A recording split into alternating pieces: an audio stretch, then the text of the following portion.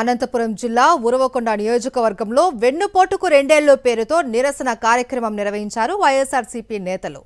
విడపనకల్లు మండల కేంద్రంలో జరిగిన ఈ కార్యక్రమంలో నియోజకవర్గ సమన్వయకర్త మాజీ ఎమ్మెల్యే విశ్వేశ్వరరెడ్డి పాల్గొన్నారు. ప్రభుత్వం అధికారం చేపట్టి రెండేళ్లైనా ఇచ్చిన హామీలను నెరవేర్చలేదు అని మండిపడ్డారు. ర్యాలీ, ధర్నాతో పాటు టీడీపీ మేనిఫెస్టో ప్రతులను దహనం చేస్తూ ఆందోళన చేపట్టారు.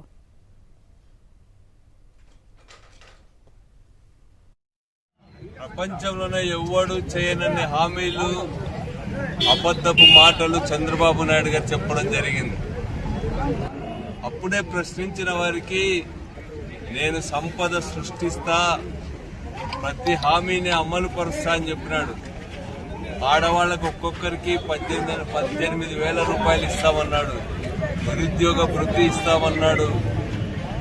అదేవిధంగా జగన్ గారు ఇచ్చినటువంటి హామీలకు డబల్ ఇస్తామని చెప్పినాడు. సూపర్ 6, సూపర్ హిట్ అని ఆయన పండుగలు కూడా చేసుకున్నాడు.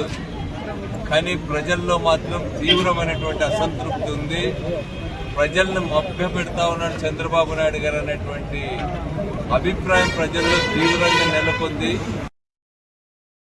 మరిన్ని అప్డేట్స్ కోసం ఛానల్ ను సబ్స్క్రైబ్ చేయండి. నోటిఫికేషన్స్ కోసం బెల్ ఐకాన్ పై క్లిక్ చేయండి.